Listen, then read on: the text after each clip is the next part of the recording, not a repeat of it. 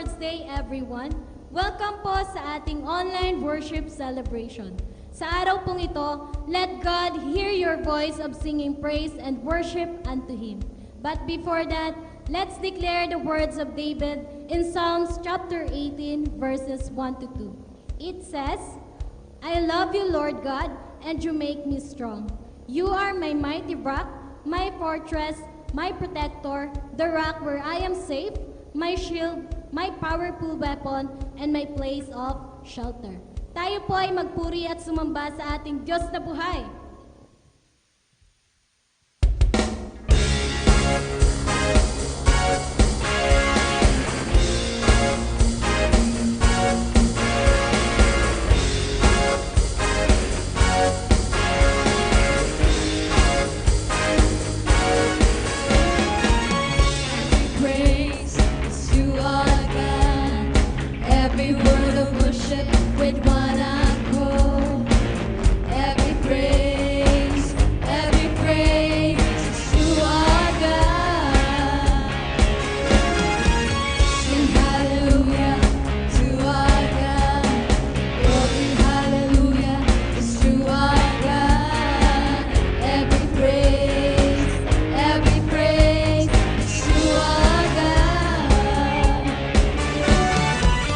Every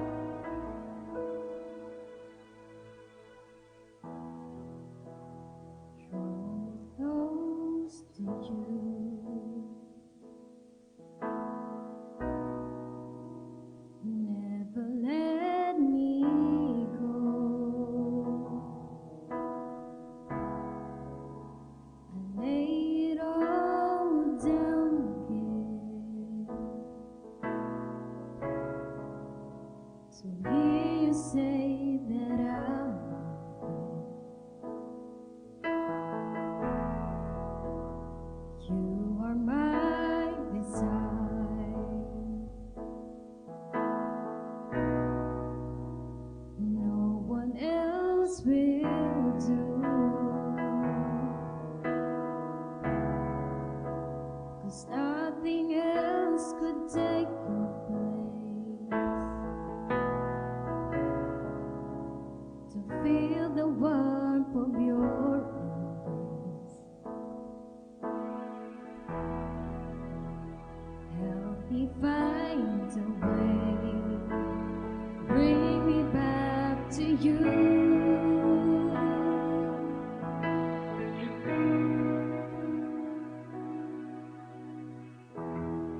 You're all I want.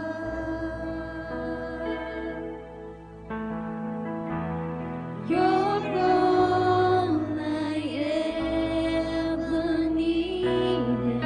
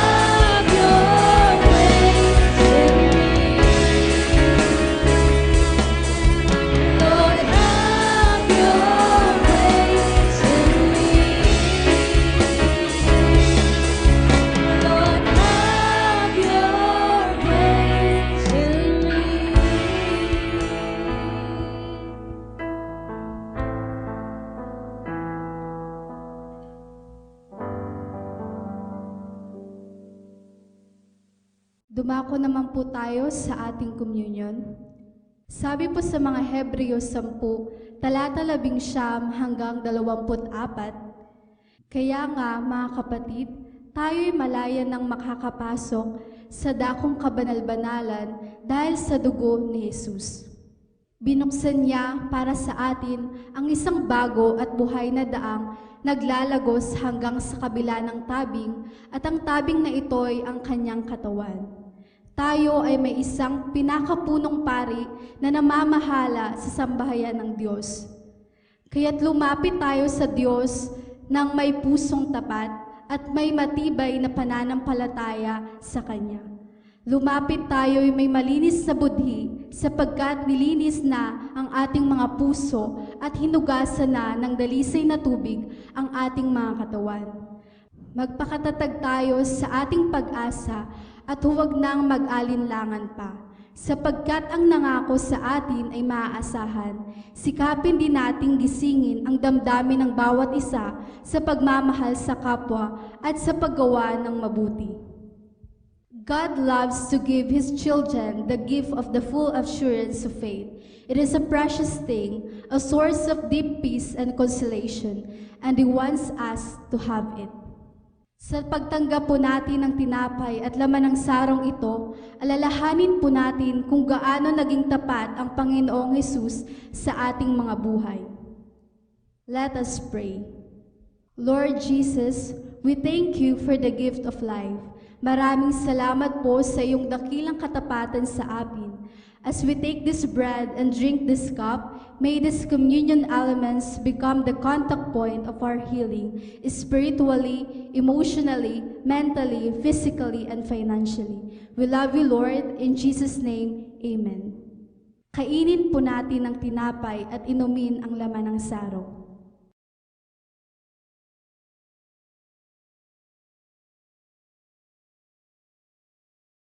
Dumako naman po tayo sa ating pagbibigay.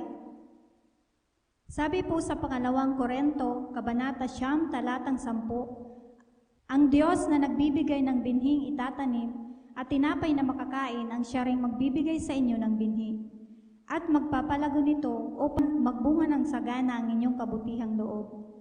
The principle of generous sowing and abundant reaping remind us that we are destined for rewards when God carries out His good works in our lives. God is the one who multiplies the seeds we sow.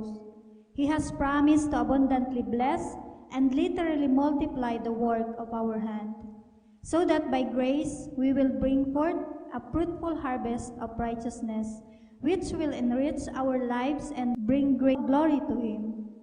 Ang buhay ni Jesus ay isang halimbawa ng pagbibigay. Ibinigay siya ng kanyang Ama para tayo ay matubos, ipinambayad sa kasalanan natin. Naway hindi tayo mag-alinlangan na ibalik ang ating ikapwa at handog. Ang ating binhing itatanim ay lalong payayabungin ni Lord upang hindi lamang tayo ang mabiyayaan, pati na ang ating kapwa. Always remember mga kapatid na hindi tayo talo sa ating pagbibigay. Panalo tayo kapag nilakaran natin ang principles ng tithing. Iyan ang pangakong totoo na dapat nating panampalatayaan ng lubos, magbigay po tayo. Maaari niyo pong ipadala ang inyong tithes and offering sa mga account numbers na makikita sa inyong mga screen. Maraming salamat po and God bless.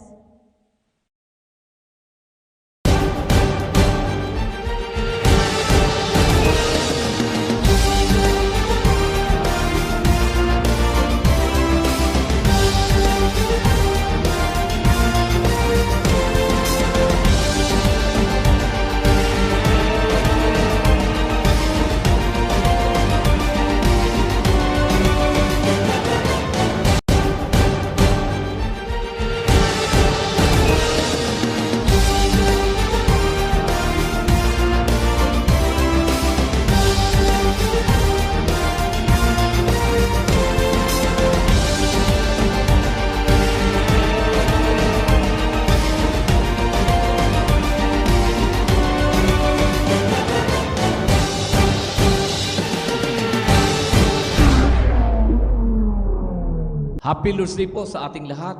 Pagpalain po tayo ng Panginoon sa araw na ito. Welcome po sa ating online worship celebration at sa ating on-site worship celebration. Mga kapatid, saan man po tayo naroroon, kung taos sa puso ang ating ginagawang panambahan sa ating Panginoong Diyos, kahit nandiyan ka po sa inyo pong bahay at seryoso ka sa ating Panginoon, ikaw ay lalago at uunlad. We have received the same God, the same Holy Spirit, and the Word of God is for everyone. Sambahin lang natin ang Panginoon at maging seryoso lang tayo ay pagpapalain at palalaguin ng ating Panginoong Hesukristo. My topic today is entitled, Rekindle Your Passion. Rekindle Your Passion. Isang gabi, umuwi ang asawang lalaki na may dalang isang bungkos na bulaklak para sa kanyang asawa. Habang nilalanghap ng babae ang mabangong bulaklak na dala ng kanyang asawang lalaki, binulungan siya ng kanyang mister. At sabi niya, alam mo, may 4 na letra, kaya binili ko ang bulaklak na yan. Nag-isip ka agad si babae at sabay sagot, alam ko na kung ano yung 4 na letrang yon. Bakit mo binili ang bulaklak na ito? Sabi ng babae, ang 4 na letrang yon ay love. Tama ba? Sumagot ang lalaki. Sabi niya, hindi. Sale ang bulaklak na yan. Mga kaibigan, mga kapatid, ano kayang mararamdaman ng Panginoon if we only obey Him out of duty, not out of devotion? When we find worship a burden rather than a blessing, or when we serve Him out of obligation and not out of passion for Him. Merong isang simbahan o church sa Bible who treated the Lord that way. Basahin ko po sa inyo sa Pahayag, Kabanatang 2, talatang 1 hanggang 5. Sabi ng Biblia, isulat mo sa anghel ng iglesia sa Efeso. Ito ang sinasabi ng may hawak ng 7 bituin sa kanyang kanang kamay at lumalakad sa gitna ng 7 ilawang ginto. Alam ko ang mga ginagawa mo, ang iyong mga pagpapagal at matyagang pagtitiis. Alam kong hindi mo kinukonsente ang masasamang tao. Sinubok mo ang mga nagsasabing sila'y apostol at napatunayan mong sila'y mga huwad. Alam ko ring matyaga ka. Nagtitiis ng maraming hirap alang-alang sa akin at hindi ka sumusuko. Subalit, may isang bagay na ayaw ko sa iyo. Iniwan mo na ang pag-ibig mo noong una. Alalahanin mo ang dati mong kalagayan. Pagsisihan mo at talikuran ang iyong masasamang gawa. At gawin mong muli ang mga ginagawa mo noong una. Kapag hindi ka nagsisi, pupunta ako dyan at aalisin ko sa kinalalagyan mo ang iyong ilawan. Ito po ay nasa Pahayag 2, 1 hanggang 5. Alam niyo po mga kaibigan, mga kapatid, mayaman sa espiritual na kasaysayan ang simbahan sa Efeso. Ito ay matatagpuan sa hilagang Asya Minor, na ngayon po ang tawag ngayon ay Turkey, bansang Turkey. Si Apostol Pablo mismo ang nagpasimula ng gawain doon sa simbahan sa Efeso. Tumira siya doon ng halos 3 taon sa kanyang pagpaplant ng church. At si Timoteo ang naglingkod doon bilang pastor ng Church of Ephesus. Si Timoteo ay disipulo ni Apostol Pablo.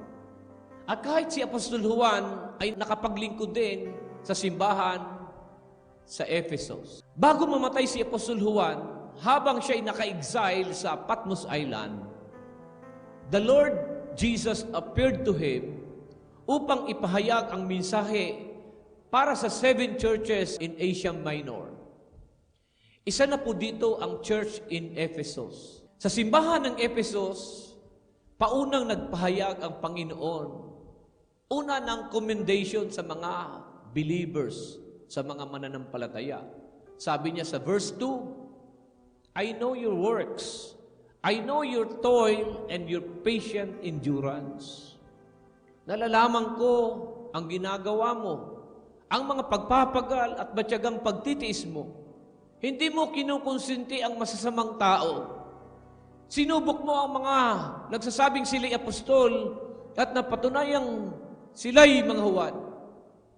Alam ko ring matyaga ka at nagtitiis ng maraming hirap alang-alang sa akin at hindi ka sumuko. Subalit mayroong isang bagay na ayaw ko sa iyo. Sa ibang salin ay ganito.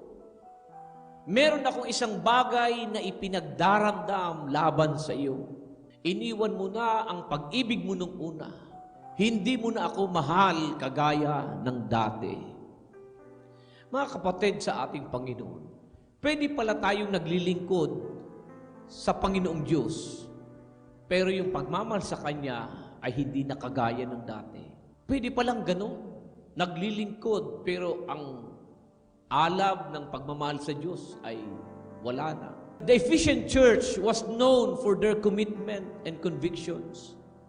But the Lord issued a condemnation with a strong contrast. The Lord said, I have somewhat against you. You have abandoned your first love. You have left your first love. Pwede pala na sa gawain, ikaw ay masipag, pero ang iyong puso ay wala ng alab. Pwede pala na ikaw ay nagsasakripisyo, pero wala ng apoy sa puso mo. Pwede pala na ikaw pa din ay nagpapahayag, pero ang damdamin mo ay wala ng love. Anong first love po ba ang hinahanap ng Panginoon sa mga taga-Efesos? Sabi ng Biblia, kaya nga mula nung mabalitaan kong tungkol sa inyong pananalig sa Panginoong Hesus, at ang inyong pag-ibig sa lahat ng kanyang mga banal, walang tigil ang pasasalamat ko sa Diyos para sa inyo. Hindi ko nakakalimutang ipanalangin kayo. Yan po ay sa Efeso 1:15-16. Sinulat po ni Apostol Pablo ang mga ito para sa simbahan sa Efeso. Apostle Paul was so thankful to God for the church in Ephesus. Because sabi niya, I have heard of your faith in the Lord Jesus and your love toward all the saints. Matindi ang kanilang pananalig sa Diyos at sobrang tindi ng kanilang pagmamahal sa isa't isa bilang magkakapatid. They love God and they love each other so much. Then at the end of the letter, itong sabi ni Apostol Pablo, he blessed them. Sabi niya, grace be with all who love our Lord Jesus with love incorruptible. Ephesians 6:24, sabi ni Apostol Pablo, grace to all who love our Lord Jesus Christ with an undying love. Ganito palang katangian ng mga taga-Efesos. Sabi niya, ang biyaya ng Diyos ay kamtan ninyo ng mga umiibig sa Panginoong Hesukristo ng isang pag-ibig na walang kamatayan. Ganito pala ang katangian ng mga Kristiyano sa Efeso. Maalab ang kanilang pagmamahal sa isa't isa, maalab at marugdog ang kanilang damdamin at pagmamahal sa Panginoon. Ngunit dumating ang sitwasyon, dumating ang punto na ang pag-ibig nilang yun ay lumisan. Ang pag-ibig na yun ay nawala at natunaw. Ang pag-ibig na nag-aalab sa Diyos at sa kapwa ay nawala. Ang dating matinding pasyon at apoy ng pagmamahal sa Diyos ay naupos. Kaya nga, tama kapatid ang sabi ng isang man of God, na ang opposite ng love ay hindi hate. Hindi mo naman hate si God. Hindi mo naman hate ang kapatiran. Ang opposite ng love ay hindi hate, kundi ang opposite ng love ay indifference. Hindi mo naman hate ang kapatiran, hindi mo naman hate ang simbahan, hindi mo naman hate si God. Mahal mo pa din ang Diyos, mahal mo pa din yung church, kaya lang indifferent ka na. Nagbago ka na. Iba ka na. Hindi na kagaya ng dati. At alam mo yan, kapatid, alam natin yan. The love for God and for each other that they used to have is gone. Sabi ng Contemporary English Version, ito ang pagkakasabi, you do not have as much love as you used to. It does not mean that they hate the Lord and each other. It means that they don't love the way they used to love. Hindi mo naman hate si Lord at hindi mo naman hate ang mga kasama mo. Kaya lang nagbago ka na. Nag-iba ka na. Hindi ka nakagaya ng dati. You did not fall out of love. You jump out of love.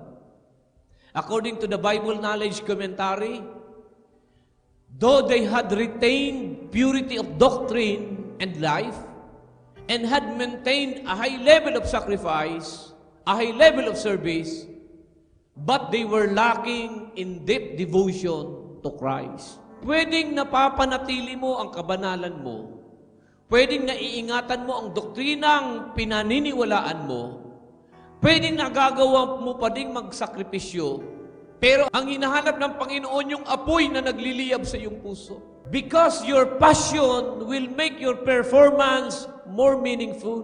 Yun ang kailangan ng Panginoon. Ramdam ni God ang apoy na yun, at yun ang nais niya. Your hands and your head could still be here, but He doesn't want that your heart is missing. May handog, pero nasaan yung apoy?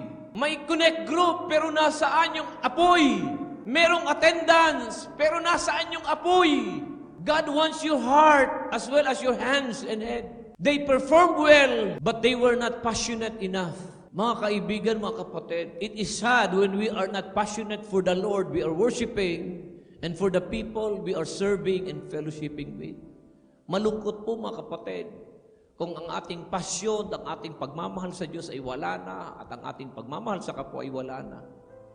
Our passion makes our performance more meaningful.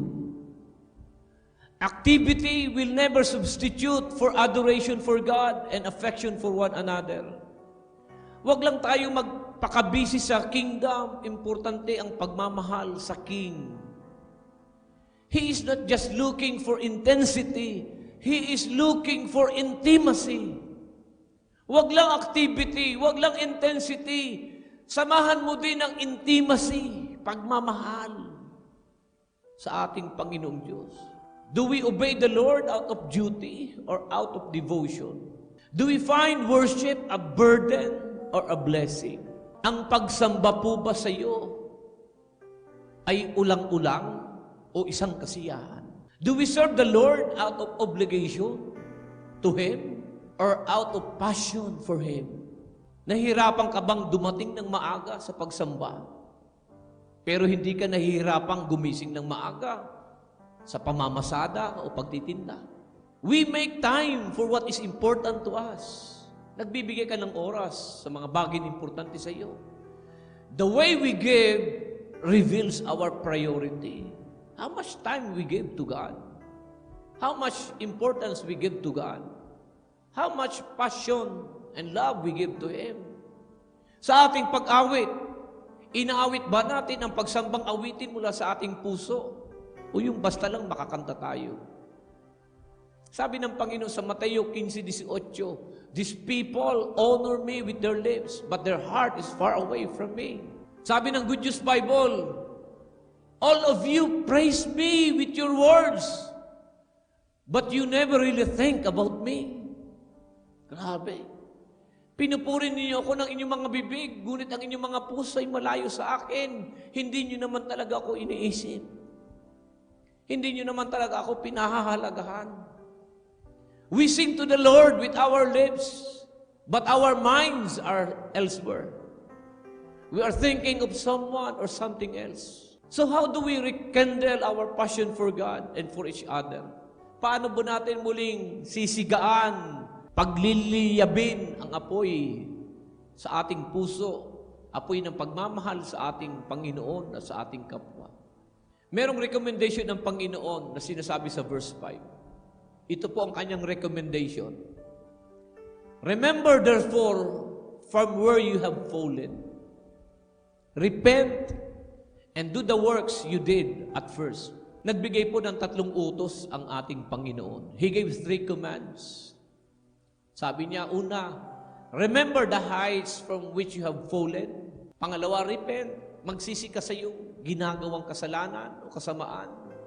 Pangatlo, do it again. Gawin mong muli ang ginagawa mo gaya ng dati. Una, remember. Alalahanin mo ang dati mong kalagayan. Paano mo inaalala ang dati mong kalagayan, kapatid? Ito yung panahon na Biyernes pa lang excited ka na kasi magcha-church ka. Sabado pa lang ng gabi, namamalansya ka na ng isusot mo dahil a-attend ka. Yung bang blessed na blessed ka lagi sa word ng Panginoon. Love na love mo yung pastor mo. Pre-worship pa lang, umiiyak ka na. Excited kang magbasa ng Bible at mag-devotion. Grabe yung init mo sa gawain. Matindi kang mag-invite sa church, sa simbahay. Excited ka lagi sa mentoring. Love na love mo kasi ang Panginoon. Hindi mo nga alintana yung mga trials and testings. Babad ka sa presence ni Lord. At ang laki-laki ng Diyos sa buhay mo. Iyakin ka kay Lord dati. Pero anyari, kapatid, what happened? Anong nangyari? Anong umagaw ng focus mo? Anong pumatay ng apoy sa puso mo? Anong nagtali sa kalayaan mo? Dati naglilingkod ka sa Panginoon, ramdam mo yung fire, ramdam mo yung focus at freedom. Saan ka na-distract? Saan ka tumingin at nagpadala? Sa problema? Sa jowa? Sa barkada? Activity? Sa school? Problema sa anak, sa asawa? Sa pagkukompromise sa mga wrong people na sinamahan mo? Sa pakikinig sa mga bulong ng dyablo? Sa pagpapadala sa iyong emosyon? Saan tayo, kapatid? Na-distract ng kaaway. Isipin mo yung dati mong ginagawang pagmamahal sa ating Panginoon. Walang nakapipigil sa iyo. Kahit bumabagyo, kahit merong leyon sa daan, hindi ka pahaharang. Magmamahal at magmamahal, maglilingkod at maglilingkod ka, pinapakipaglaban mong pagmamahal sa ating Panginoong Diyos. Remember the heights from which you have fallen. Pangalawa, repent. Magsisi ka. Humingi ka ng tawad sa ating Panginoon. Manumbalik kang muli sa ating Panginoon. Alam niyo po bang salitang repent? Ang salitang repent ay mayroong dalawang salita. Yung una, yung re, it means ulitin, at yung salitang pent. Ito ay galing sa salitang penthouse. Lahat ng penthouse ay makikita sa tuktok ng gusali. Ang ibig sabihin ng repent, it means bumalik kang muli doon sa itaas. Bumalik kang muli doon sa presensya ng Panginoong Diyos sa itaas. Bumalik kang muli sa paglilingkod mo sa ating Panginoon. Bumalik ka doon sa itaas. Ikaw ay para sa itaas, huwag ka dyan sa ibaba. Huwag ka dyan sa kasalanan. Huwag ka dyan sa distraction, sa mga wrong people, sa kabisihan ng mundo. Umakyat kang muli sa itaas. Pagamit kang muli sa Panginoong Diyos na may apoy, may focus at kalayaan. At sabi ng Bible, do the works you did at first. Do the works you did at first. Gawin mo muli yung ginagawa mo nung dati. Mga kaibigan, mga kapatid, inuutusan tayo ng Diyos. Inuutusan ka ng Panginoon. May instruction sa iyo ang Diyos. May ine-expect sa iyo ang Panginoong Diyos. Gawin mong muli ang ginagawa mo nung dati. Gawin mo muli yung dati mong ginagawa sa Kanya with a renewed passion. Because our passion makes our performance more meaningful. Mga kapatid, if we fail to follow this recommendation ng Panginoon, the Lord warned us in verse 5. Ito ang warning ng Panginoon. If not, kapag hindi mo gagawin, sabi ng Panginoon, I will come to you and remove your lampstand from its place unless you repent. The loss of love would lead to the loss of light. Ang kawalang pagmamahal ay magreresulta sa kawalang liwanag. It means you will never impact anyone at all. You will never impact anyone. All that you will do without your first love to God will be a mere hypocrisy. If we will ask the seekers what they hate most in believers, they will all agree on hypocrisy. Kung tatanungin natin ang mga tao sa labas, kung ano ang ikinagagalit nila sa mga sinasabing Kristiyanong mananampalataya, iisa lang ang sasabihin ng lahat. Ang pagiging ipokrito, pagiging ipokrita. Hypocrisy. Alam ng mundo at ng mga tao sa mundo kung seryoso ka sa Diyos o hindi. Alam ng mga tao yun. Di natin may pagkakaila yun sa kanila. Alam nila kung umaarte ka lang na nagkukunyaring Kristiyano ka lang. And you will never have an impact to them, to anyone. The world itself can recognize those who serve God with so much passion and those who do not. Sabi ng Bible, the Lord will remove your lampstand from its place. Ang kawalang pag-ibig ay katumbas ng kawalang liwanag. Ang Panginoon mismo ang tatanggal ng ilawan, ng liwanag sa ating buhay. When we rekindle our passion, the Lord promise a reward. Merong pangako ang Panginoon na reward sa mga nagre-rekindle ng kanyang apoy sa ating Panginoon. Sabi ng Bible in verse 7, He who has an ear, let him hear what the Spirit says to the churches. To the one who conquers, I will grant to it of the tree of life, which is in the paradise of God. Alam niyo po ba mga kapatid, dahil sa kasalanan, inalis kay Adan at kay Eva ang pribilehiyo to eat of the tree of life. But to those who would overcome, God would extend that privilege. Na ikaw mismo, nababati mo ang Diyos, nakakaupod mo ang mahal na Diyos, ikaw mismo, namamatian mo ang presensya sa kagurangnan, ang paghiwag niya sa buhay mo, ikaw mismo, aram mo, kaupod mo ang Panginoon, kasama mo ang presensya ng ating Panginoon. Mga kaibigan, mga kapatid, are we still passionate for God and for each other? Tayo po ba ay passionate pa rin sa ating Panginoong Diyos at sa ating kapwa? Or are we just performing without passion? Naglilingkod tayo, wala ng passion. Routine without romance. Ang paglilingkod sa Panginoon na walang apoy ay parang isang tubig sa ilog na walang tubig na umaagos. Our passion makes our performance more meaningful. God wants our hearts as well as our heads in our hands. Mag-alab ulit tayo at mag-apoy ulit tayo sa ating Panginoon. Magpalain tayo ng ating Panginoon Diyos, magsitayo, itaas sa mga kamay at ako'y nagdideklara. Ang kapayapaan ng Panginoon sa ating lahat, ang panatag na puso, ang matiwasay na pag-iisip, ang masayang kalooban at malakas sa pangangatawan, ang pinagpalang buhay at kabuhayan ay dumali sa sambahayan. Pakiingatan ka ng Diyos sa isang buong linggong darating at ang kapayapaan niyang maghari sa atin. Tanggapin natin lahat ito sa pangalan ng Ama, ng Anak at ng Espiritu Santo. Lahat ay magsabi ng Amen. Happy Lord's Day. Happy Lord's Day. God bless you. God bless you.